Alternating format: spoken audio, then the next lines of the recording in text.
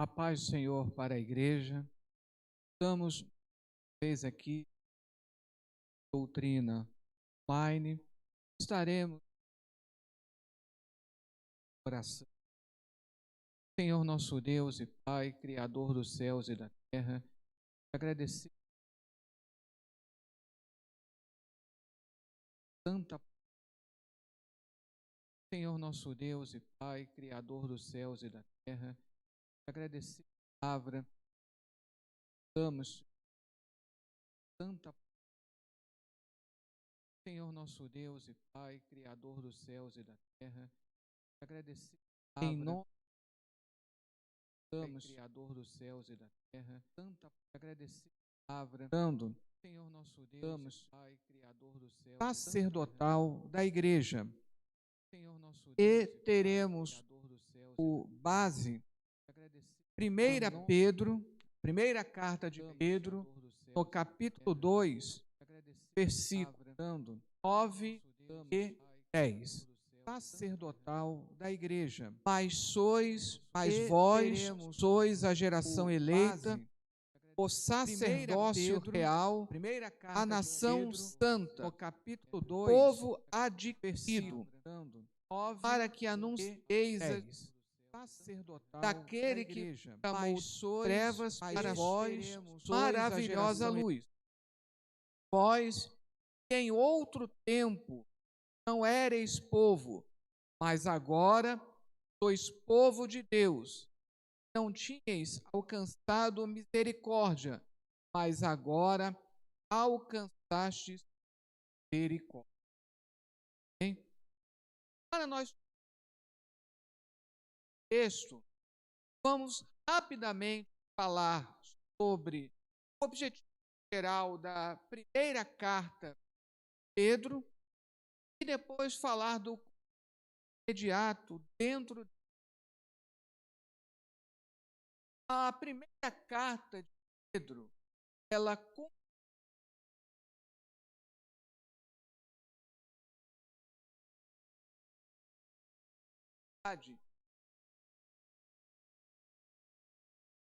inclusive a carta aborda como esse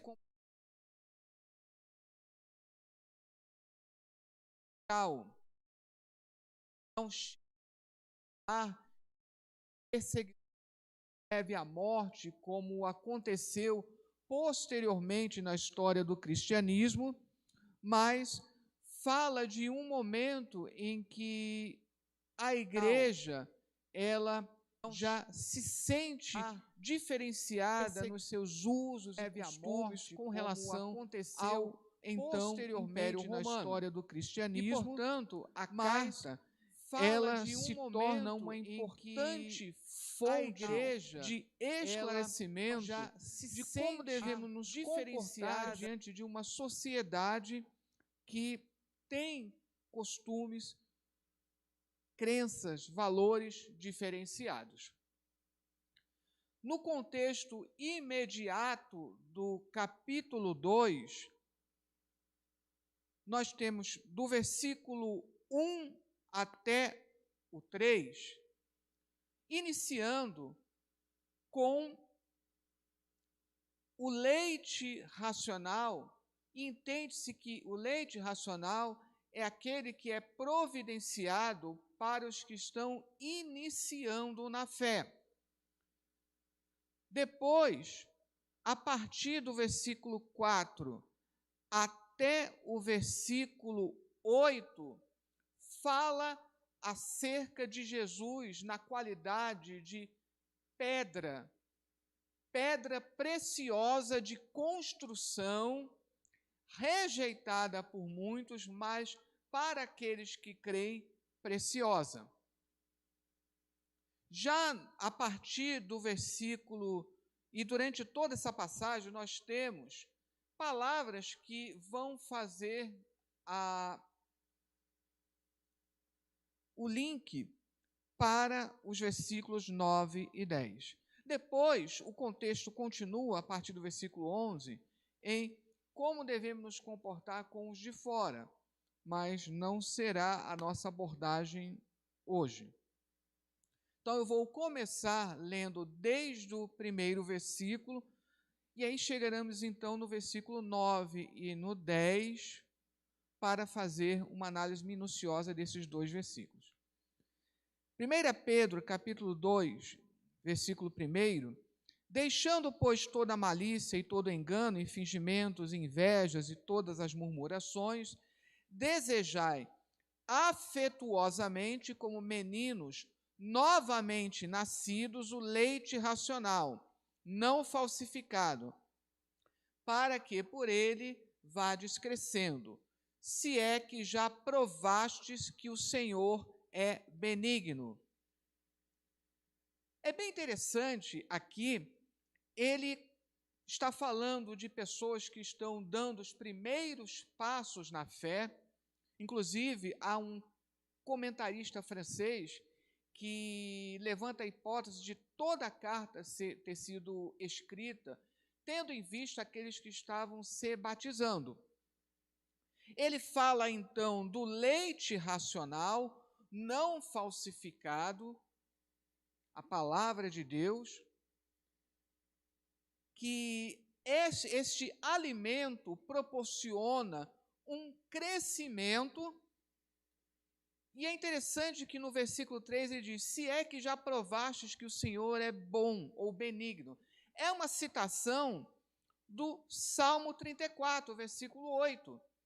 E é interessante que no original hebraico fala justamente de o Senhor, provai que o Senhor é bom, provar no sentido de ter o sabor. Então isso nos mostra, como aqui todo o contexto é da palavra de Deus como alimento espiritual.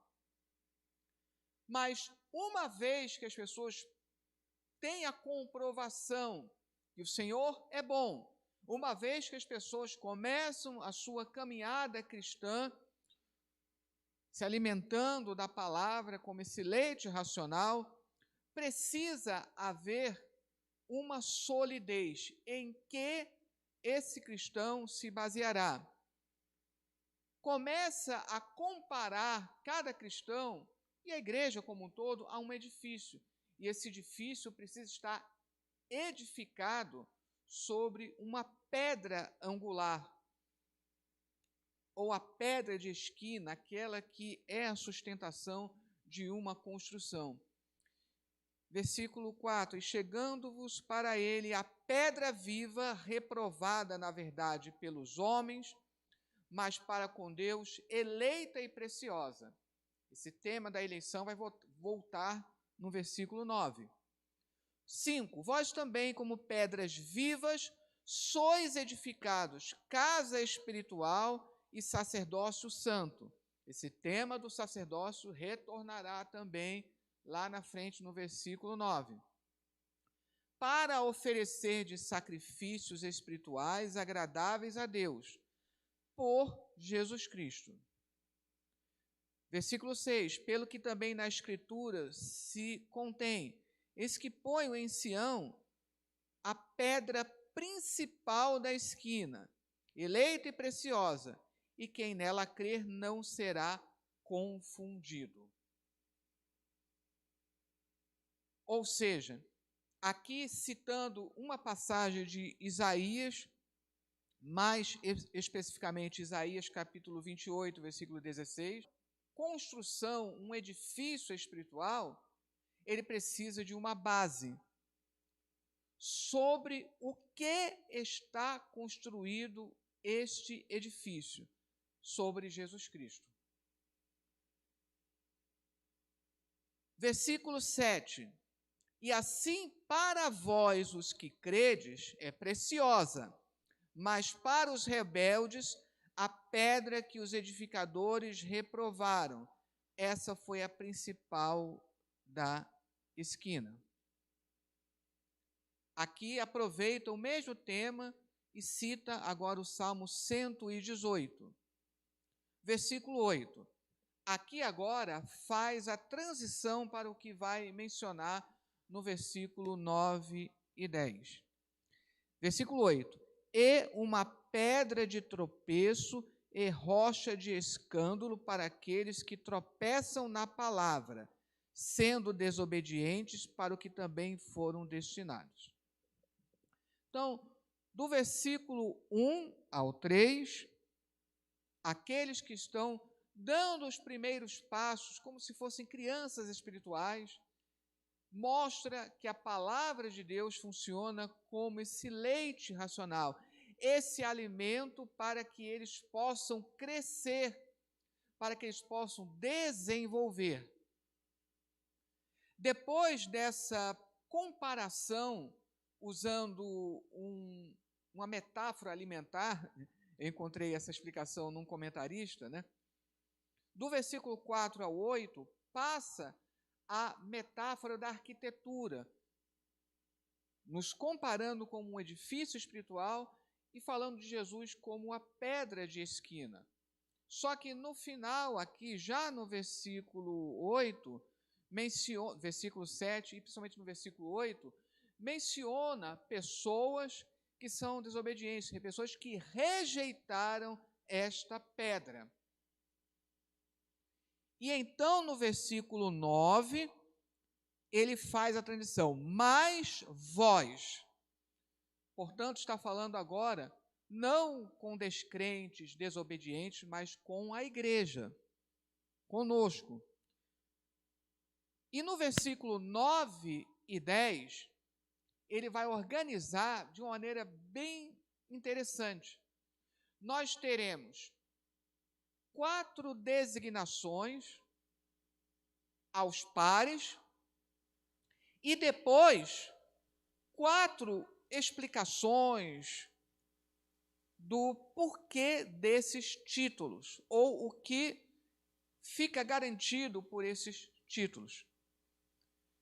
Domingo agora nós começaremos a estudar, é o trimestre que está iniciando, estaremos estudando os Salmos, e a própria revista chama a atenção que nós encontramos poesia também fora dos Salmos. E aqui vai ser um exemplo, porque o versículo 9 e o 10 estão organizados de forma poética, de tal maneira que cada uma das designações vai ter um correspondente depois no final da passagem. Então, vamos agora à explicação item por item. Versículo 9, mas vós sois, falando para a igreja, temos agora 4 títulos, 4 designações da igreja. Mas vós sois a geração eleita. Em outras traduções, a raça eleita.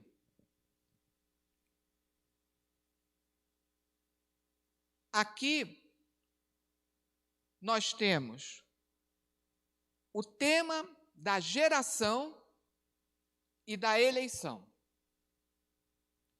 Geração, raça, isso fala de nascimento. Até hoje, judeu é entendido como um direito de nascimento. Judeu é aquele que pelo menos nasceu de uma mãe judia. Se ele exerce a religião, ele é um israelita. E se ele nasceu no território de Israel, do Israel moderno, ele é israelense. Portanto, o direito de ser raça com relação a Israel pertence àqueles que são descendentes carnais de Abraão. Esse direito, então, não seria estendido àqueles que não nasceram dentro do povo de Israel. Mas aqui está se dirigindo a um povo gentílico, ou seja, os gentios são aqueles que não nasceram judeus. e através da geração pela palavra de Deus, já mostra que aqueles que creem em Jesus Cristo têm garantidos os mesmos direitos que outrora eram dados ao Israel bíblico. No início da carta, fala sobre essa questão de sermos gerados através da palavra. Geração eleita. Aqui nós temos uma menção a um versículo que é muito importante para a autocompreensão de Israel. Êxodo, capítulo 19. Êxodo, no capítulo 19, versículos 5 e 6. Êxodo 19, versículos 5 e 6. Agora, pois, se diligentemente ouvirdes a minha voz e guardardes o meu conserto, então sereis a minha propriedade peculiar dentre todos os povos, porque toda a terra é minha. E vós sereis reino sacerdotal e povo santo. Estas são as palavras que falarás aos filhos de Israel. O tema da eleição, ele se encontra mais apropriadamente designado em Deuteronômio, capítulo 14, versículos 1 e 2. Deuteronômio, capítulo 14, versículos 1 e 2. Filhos sois do Senhor vosso Deus, não vos dareis golpes, nem poreis calva entre vossos olhos por causa de algum morto, porque és povo santo do Senhor teu Deus, e o Senhor te escolheu de todos os povos que há sobre a face da terra, para lhe seres o seu povo próprio. Portanto, nessas duas passagens, se menciona Israel como o povo escolhido. Qualquer um que não fosse de Israel, então estava fora da eleição divina. Mas já temos livros no Antigo Testamento que levantam essa possibilidade de pessoas fora de Israel serem abraçadas por Deus. Um exemplo é o livro de Ruth, Ruth sendo moabita, os moabitas que pelo próprio livro de Deuteronômio estavam totalmente excluídos da Assembleia, da congregação de Israel, mas mediante a fé, porque ela aceitou o Deus de Israel, ela não somente pôde fazer parte do povo eleito, como ela também se tornou antepassada de Davi e do próprio Senhor Jesus enquanto na carne. O outro livro é o livro do profeta Jonas, que mostra que mesmo um povo terrível, um povo que era extremamente cruel, os assírios, mediante a conversão, eles também eram aceitos por Deus. Portanto, aqui, a carta de Pedro está mostrando a esses que estão ingressando no corpo de Cristo, que mesmo sendo gentios, mesmo não sendo judeus por nascimento, ainda assim eles podem ter os mesmos privilégios de raça ou geração eleita que o povo de Israel teve. Ainda mencionando aquela passagem de Êxodo 19, depois fala de um sacerdócio real. O que chama atenção aqui é que essa passagem de Pedro, ela inverte aquilo que nós lemos lá em Êxodo, porque ali fala de um reino sacerdotal. E aqui fala de sacerdócio real. Por que essa inversão? Porque a igreja não é um povo organizado com rei e tudo mais, como era Israel. Somos um povo que engloba pessoas de todas as raças, culturas, línguas. Por isso, é um sacerdócio real. O que isso significa? Somos sacerdotes para o reino de Deus. Temos uma função sacerdotal. Essa é uma importantíssima doutrina, a doutrina do sacerdócio universal de todos os crentes.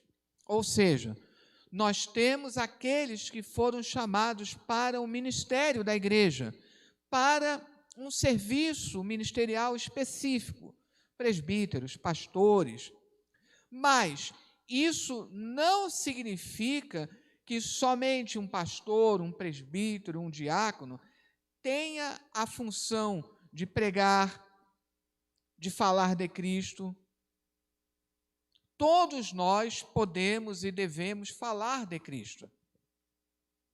Em nossos lares, em nossa vizinhança, nós exercemos esse papel sacerdotal. E o papel sacerdotal é o papel de intercessão. Falamos isso no culto de doutrina na sexta-feira passada. Que nós fomos chamados para esta função.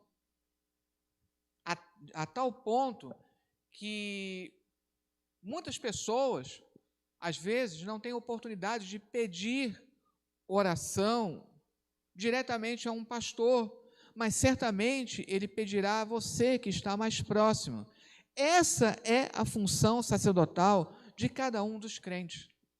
Somos sacerdotes para o reino. Isso é o que significa sacerdócio real.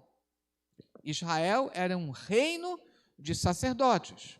Era um povo, digamos assim, politicamente organizado, tendo um rei, um território específico. Nós somos um sacerdócio real.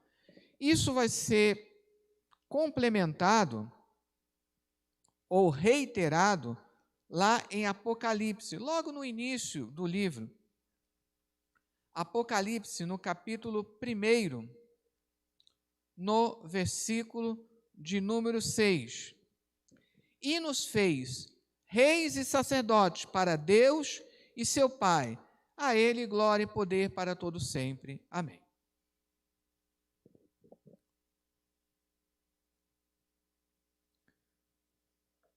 Agora, dando continuidade, geração eleita, sacerdócio real, depois fala de uma nação santa. Nação aqui é a palavra etnos, que também ela é utilizada para falar dos gentios. Os judeus até hoje têm essa concepção que o gentio ele não tem a possibilidade de se tornar santo, que a santidade ela reside tão somente e apenas com o povo judeu. Mas usando a mesma palavra que os judeus utilizavam para se referir aos gentios, diz para nós, enquanto igreja, nós que somos gentios na carne, que nós podemos ser santos. E esse tema já tinha sido abordado anteriormente na carta. 1 Pedro, capítulo 1, versículos 15 e 16, veja o que diz: mas como é santo aquele que vos chamou, sede vós também santos em toda a vossa maneira de viver. Porquanto escrito está, sede santos, porque eu sou santo. A primeira carta de Pedro, ela tem muitas menções do Antigo Testamento. Aqui é uma menção de Levítico, vários versículos de Levítico que vão repetindo essa declaração: sede santos, porque eu sou santo. E lá, ainda nesse capítulo, no versículo 23, fala justamente dessa geração que começa a falar no versículo 9. 1:23, sendo de novo gerados, não de semente corruptível, mas da incorruptível, pela palavra de Deus viva e que permanece para sempre. Quarto e último título que é dado no versículo 9. Primeiro título, geração eleita. Segundo título, sacerdócio real. Terceiro título, nação santa. E agora, quarto título, o povo adquirido. E muitas Bíblias apontam aqui como ainda uma menção de Êxodo 19, 5 e 6, quando fala de Israel como uma propriedade peculiar. Mas o texto aqui, no grego, fala de um povo para aquisição. Isso significa que essa perspectiva, ela é escatológica. Por quê? A palavra aquisição, ela também pode simbolizar a salvação. E a consumação da nossa salvação, ela será feita na glória. Estamos num processo. Nós estamos velando pela nossa salvação. O próprio apóstolo Paulo, ele explicava que ele esmurrava o seu corpo para que ele não viesse a ser reprovado. Portanto, somos um povo para aquisição, para salvação, para garantir essa salvação.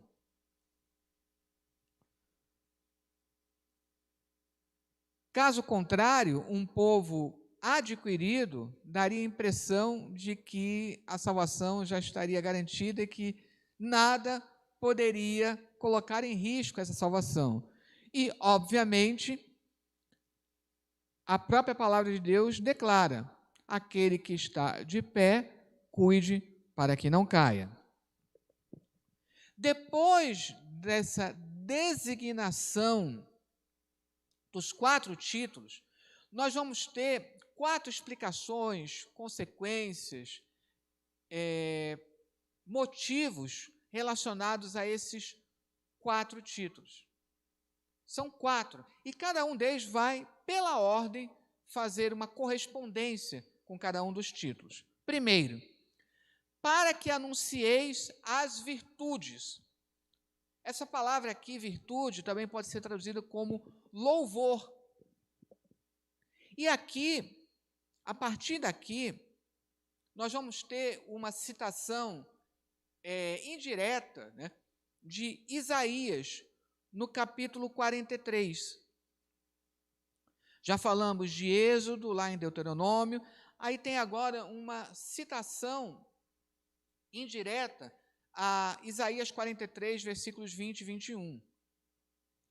Os animais do campo me servirão, os dragões e os filhos do avestruz, porque porei águas no deserto e rios no ermo, para dar de beber ao meu povo, ao meu eleito. Está também falando aqui da eleição de Israel. Agora no versículo 21. Esse povo que formei para mim, para que me desse louvor. É justamente esse versículo 21 que está sendo mencionado aqui, para que anuncieis as virtudes. Agora, nós conseguimos anunciar as virtudes porque nós somos uma geração eleita. justamente o primeiro título que foi mencionado lá no versículo 9, e que também está sendo mencionado lá em Isaías 43, 20. Há essa correspondência. Agora, lá em Isaías, fala que esses louvores, o anúncio dessas virtudes, é daquele que elegeu Israel. Portanto, vai falar de forma poética, daquele que vos chamou das trevas para a sua maravilhosa luz. Está falando de uma chamada, porque nós, enquanto gentios, embora nós tenhamos herdado a eleição, como está aqui no versículo 9, somos um povo chamado. Israel foi escolhido. E nós fomos chamados para então herdar essas maravilhas, essas prerrogativas da eleição. E nos chamou das trevas para a sua maravilhosa luz. Esse chamado das trevas para a luz fala do exercício de um sacerdócio real. Porque no antigo Israel, os sacerdotes também eles eram chamados para exercer esta função. Nós, enquanto igreja, fomos chamados das trevas para a luz, para que nós possamos exercer esse sacerdócio real. No versículo 10, vós que em outro tempo não éreis povo, mas agora sois povo de Deus. Aqui está falando da nação santa. Uma nação santa, a santidade, ela também pode ser traduzida como uma nação separada, para uso exclusivo, para louvor exclusivo de Deus. Nós, enquanto gentios, não éramos povo, mas agora somos povo de Deus. E termina dizendo, vós que não tinhas alcançado misericórdia, mas agora alcançastes misericórdia. Isso faz correspondência com o povo para aquisição. Como eu expliquei, povo para aquisição também pode ser interpretado como povo para salvação. E a misericórdia de Deus que nos alcançou proporciona essa salvação. O versículo 10 aqui faz uma alusão bem clara a Oséias. Então, lá no livro do profeta Oséias, nós encontramos essa designação que é dada a Israel.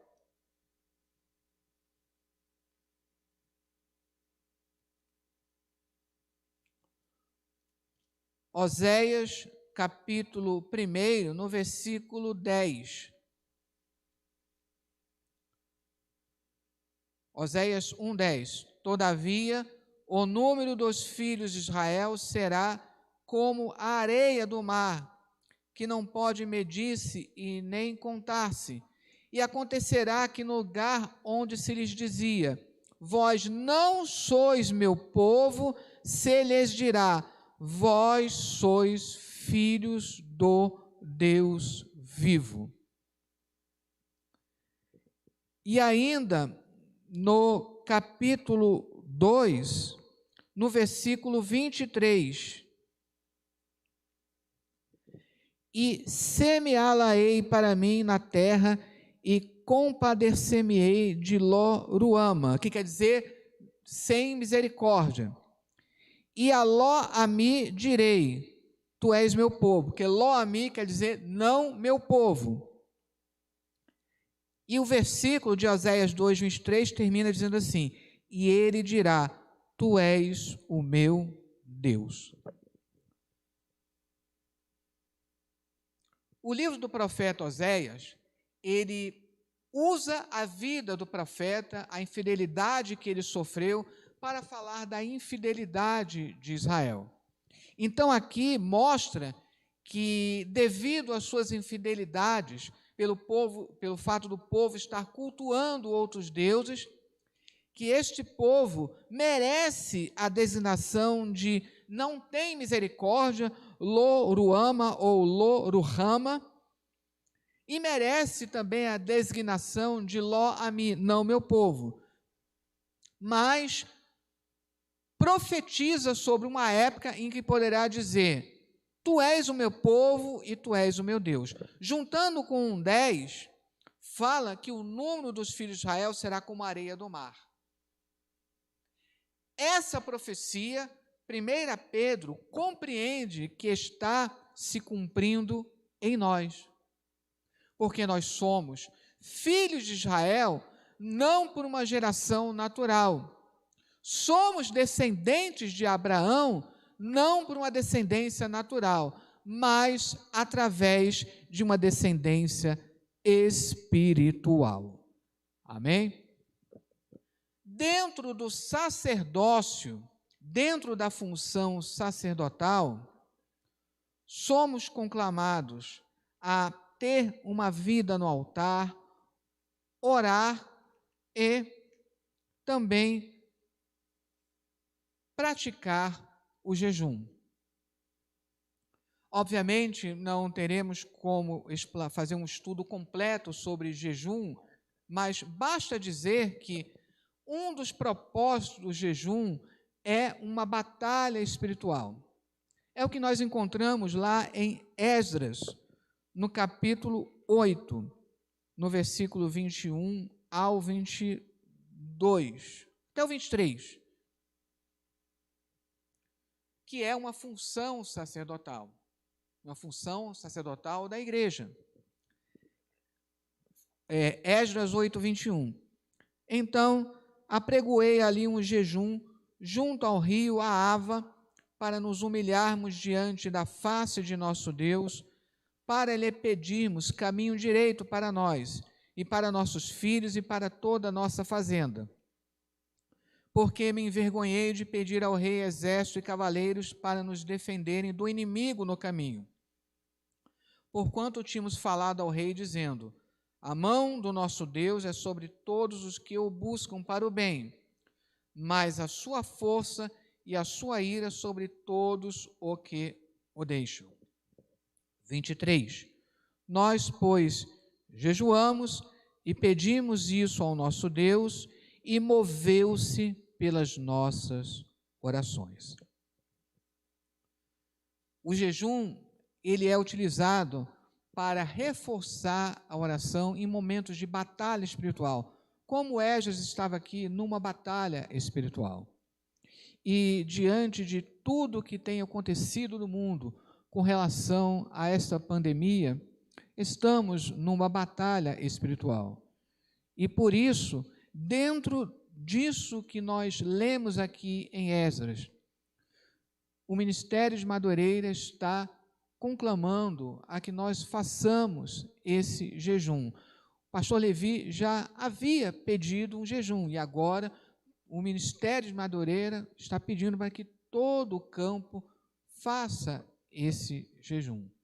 Por quê? Porque estamos numa batalha espiritual. Estaremos então agora orando para terminar esse estudo e pedindo a Deus a sua misericórdia para com o Brasil e com todos os habitantes do planeta. Senhor nosso Deus e Pai, nesse momento, Senhor, a Tua igreja, enquanto sacerdócio real, intercede a Ti, clama a Ti, para pedir, Senhor, em prol, Senhor, não somente do Brasil, mas de todo o planeta, Senhor, que está sofrendo com esta pandemia, com esta doença, Senhor. Cremos, Senhor, que Tu tens o poder nos céus e na terra para deter esta doença, que com Teu braço de poder esta doença pare de se alastrar, Senhor. Que a Tua misericórdia se manifeste, Senhor, para que vidas preciosas sejam poupadas, Senhor. E oramos também, Senhor, pelos familiares que perderam entes queridos, para que eles possam ser consolados, Senhor. Pai querido, a Tua igreja, dentro dessa função, Senhor, de sacerdócio de nosso Senhor e Salvador Jesus Cristo, o amor de Deus, nosso Pai, e as doces consolações do Espírito Santo sejam com todos, agora e para todos sempre. Amém.